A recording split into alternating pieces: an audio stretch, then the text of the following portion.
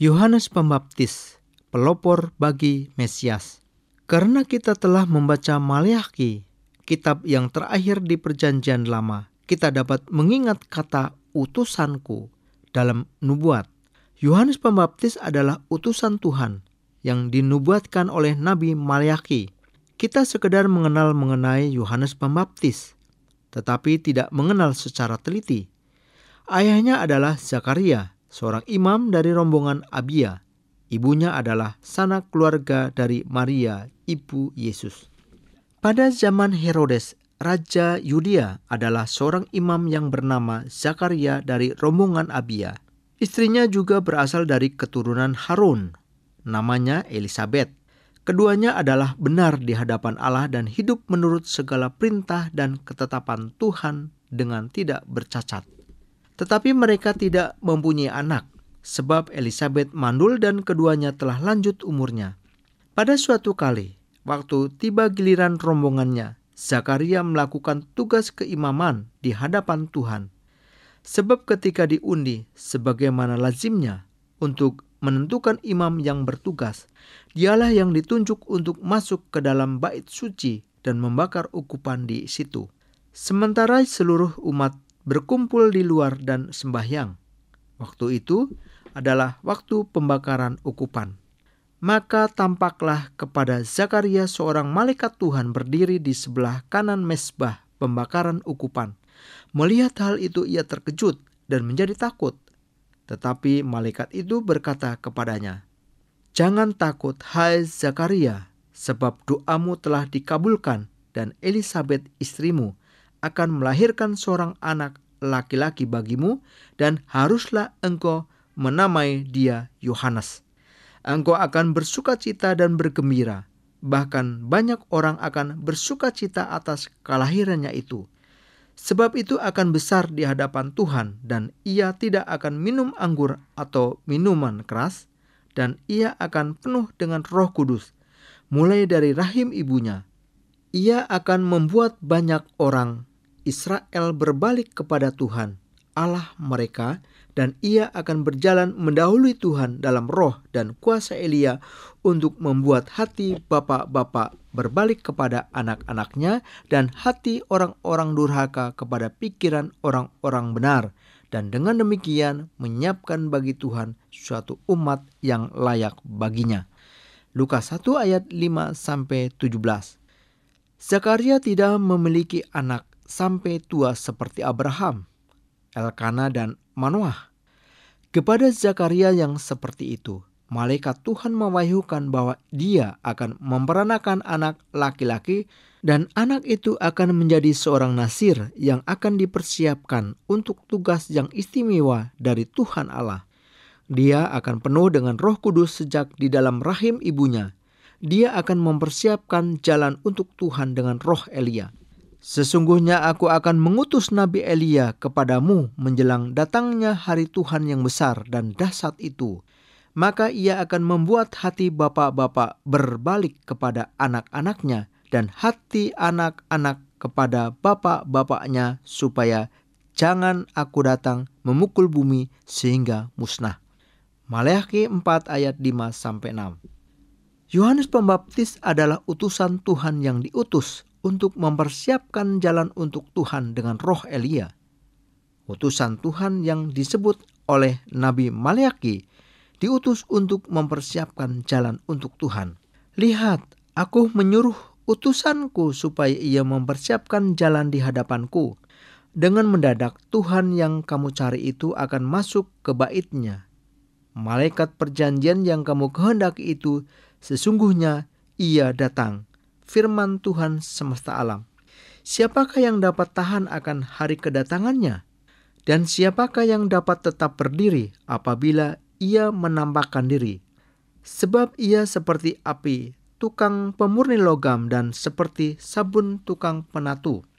Ia akan duduk seperti orang yang memurnikan dan mentahirkan perak. Dan ia mentahirkan orang Lewi, menyucikan mereka seperti emas dan seperti perak, supaya mereka menjadi orang-orang yang mempersembahkan korban yang benar kepada Tuhan. Maka persembahan Yehuda dan Yerusalem akan menyenangkan hati Tuhan seperti pada hari-hari dahulu kala dan seperti tahun-tahun yang sudah-sudah. Aku akan mendekati kamu untuk menghakimi dan akan segera menjadi saksi terhadap tukang-tukang sihir, orang-orang berzina, dan orang-orang yang bersumpah dusta, dan terhadap orang-orang yang menindas orang upahan, janda dan anak piatu, dan yang mendesak ke samping orang asing dengan tidak takut kepadaku, firman Tuhan semesta alam. Maleakhi 3 ayat 1-5. Dia adalah utusan yang berseru-seru di padang gurun di dalam nubuat Yesaya. Hiburkanlah, hiburkanlah umatku, demikian firman Allahmu. Tenangkanlah hati Yerusalem, dan serukanlah kepadanya bahwa perhambaannya sudah berakhir, bahwa kesalahannya telah diampuni, sebab ia telah menerima hukuman dari tangan Tuhan 2 kali lipat karena segala dosanya. Ada suara yang berseru-seru, persiapkanlah di padang gurun jalan untuk Tuhan, luruskanlah di padang belantara jalan raya bagi Allah kita. Setiap lembah harus ditutup dan setiap gunung dan bukit diratakan. Tanah yang berbukit-bukit harus menjadi tanah yang rata, dan tanah yang berlekuk-lekuk menjadi dataran. Maka kemuliaan Tuhan akan dinyatakan, dan seluruh umat manusia akan melihatnya bersama-sama. Sungguh, Tuhan sendiri telah mengatakannya. Ada suara yang berkata, berserulah. Jawabku, apakah yang harus kuserukan? Seluruh umat manusia adalah seperti rumput dan semua semaraknya seperti bunga di padang. Rumput menjadi kering, bunga menjadi layu apabila Tuhan menghembusnya dengan nafasnya. Sesungguhnya lah bangsa itu seperti rumput. Rumput menjadi kering, bunga menjadi layu, tetapi firman Allah kita tetap untuk selama-lamanya. Hai Sion, pembawa kabar baik, naiklah ke atas gunung yang tinggi. Hai Yerusalem, pembawa kabar baik, nyaringkanlah suaramu kuat-kuat. Nyaringkanlah suaramu, jangan takut. Katakanlah kepada kota-kota Yehuda, lihat itu Allahmu. Lihat, itu Tuhan Allah. Ia datang dengan kekuatan dan dengan tangannya ia berkuasa. Lihat, mereka yang menjadi upah jerih payahnya ada bersama-sama dia. Dan mereka yang diperolehnya berjalan di hadapannya. Seperti seorang gembala, ia menggembalakan kawanan ternaknya dan menghimpunkannya dengan tangannya. Anak-anak domba di pangkunya, induk-induk domba dituntunnya dengan hati-hati. Yesaya 40 ayat 1-11. Kita dapat melihat nubuat tentang Yohanes Pembaptis yang tertulis secara seksama di banyak bagian dalam Perjanjian Lama. Pada waktu itu tampillah Yohanes Pembaptis di padang gurun Yudea dan memberitakan, bertobatlah sebab kerajaan surga sudah dekat. Sesungguhnya dialah yang dimaksudkan Nabi Yesaya ketika ia berkata, ada suara orang yang berseru-seru di padang gurun, persiapkanlah jalan untuk Tuhan, luruskanlah jalan baginya. Yohanes memakai jubah bulu unta dan ikat pinggang kulit, dan makanannya belalang dan madu hutan. Maka datanglah kepadanya penduduk dari Yerusalem, dari seluruh Yudea dan dari seluruh daerah sekitar Yordan. Lalu sambil mengaku dosanya, mereka dibaptis oleh Yohanes di sungai Yordan. Tetapi waktu ia melihat banyak orang, Farisi dan orang Saduki datang untuk dibaptis, berkatalah ia kepada mereka, hai kamu keturunan ular beludak, siapakah yang mengatakan kepada kamu bahwa kamu dapat melarikan diri dari murka yang akan datang? Jadi hasilkanlah buah yang sesuai dengan pertobatan, dan janganlah mengira bahwa kamu dapat berkata dalam hatimu, Abraham adalah bapa kami. Karena aku berkata kepadamu, Allah dapat menjadikan anak-anak bagi Abraham dari batu-batu ini.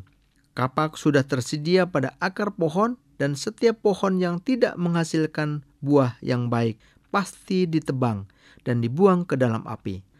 Aku membaptis kamu dengan air sebagai tanda pertobatan, tetapi ia yang datang kemudian daripadaku lebih berkuasa daripadaku, dan aku tidak layak melepaskan kasutnya. Ia akan membaptis kamu dengan Roh Kudus dan dengan api. Matius 3 ayat 1-12. Yohanes Pembaptis berani bernubuat terhadap angkatan yang jahat dengan kuasa Tuhan. Tuhan Yesus tidak melakukan seperti kapak yang sudah tersedia pada akar pohon yang dipikirkan oleh Yohanes Pembaptis. Yohanes menegur kejahatan Herodes hingga dipenjarakan. Tetapi Tuhan Yesus tidak melakukan apa-apa untuk kebebasan Yohanes Pembaptis dan tidak pernah mengunjunginya. Yohanes Pembaptis merasa aneh dalam hatinya. Di dalam penjara, Yohanes mendengar tentang pekerjaan Kristus, lalu menyuruh murid-muridnya bertanya kepadanya, "Engkaukah yang akan datang itu, atau haruskah kami menantikan orang lain?" Yesus menjawab mereka, "Pergilah dan katakanlah kepada Yohanes apa yang kamu dengar dan kamu lihat, orang buta melihat, orang lumpuh berjalan, orang kusta menjadi tahir, orang tuli mendengar, orang mati dibangkitkan, dan kepada orang miskin diberitakan kabar baik. Dan berbahagialah orang yang tidak menjadi kecewa dan menolak aku." Setelah murid-murid Yohanes pergi, mulailah Yesus berbicara kepada orang banyak itu tentang Yohanes. "Untuk apakah kamu pergi ke padang gurun, melihat buluh yang digoyangkan angin kian kemari? Atau untuk apakah kamu pergi, melihat orang yang berpakaian halus? Orang yang berpakaian halus itu tempatnya di istana raja. Jadi untuk apakah kamu pergi, melihat nabi? Benar, dan aku berkata kepadamu, bahkan lebih daripada nabi. Karena tentang dia ada tertulis, lihatlah, aku menyuruh utusanku mendahului engkau, ia akan mempersiapkan jalanmu di hadapanmu. Aku berkata kepadamu, sesungguhnya di antara mereka yang dilahirkan oleh perempuan tidak pernah tampil seorang yang lebih besar daripada Yohanes Pembaptis. Namun yang terkecil dalam kerajaan sorga lebih besar daripadanya. Sejak tampilnya Yohanes Pembaptis hingga sekarang, kerajaan sorga diserong dan orang yang menyerongnya mencoba menguasainya.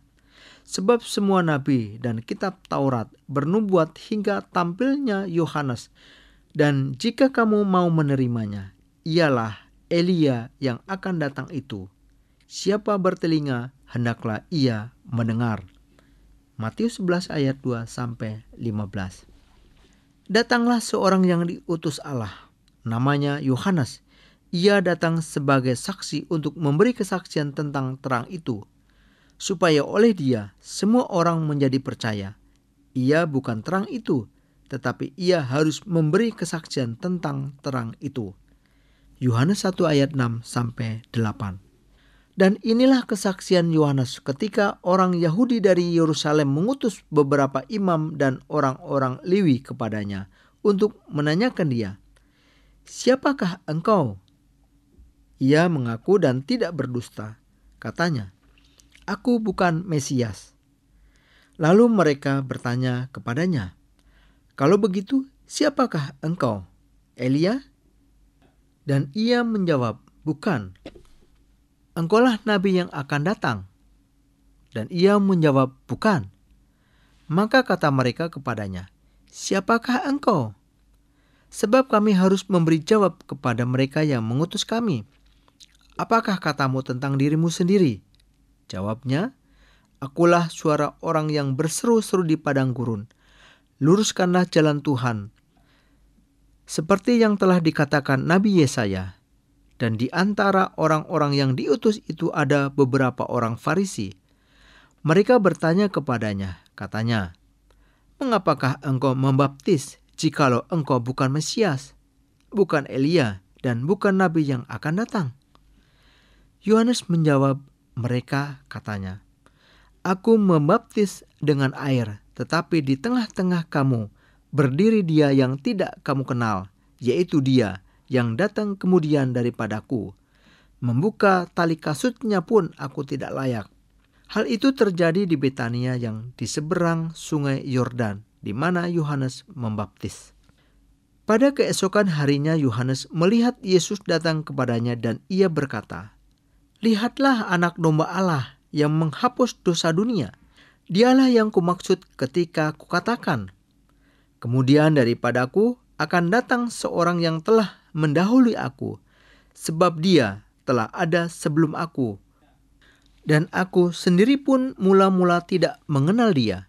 Tetapi untuk itulah aku datang dan membaptis dengan air, supaya ia dinyatakan kepada Israel.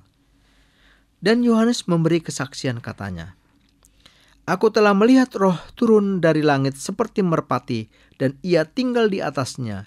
Dan aku pun tidak mengenalnya, tetapi dia yang mengutus aku untuk membaptis dengan air, telah berfirman kepadaku, jikalau engkau melihat roh itu turun ke atas seorang dan tinggal di atasnya, dialah itu yang akan membaptis dengan Roh Kudus.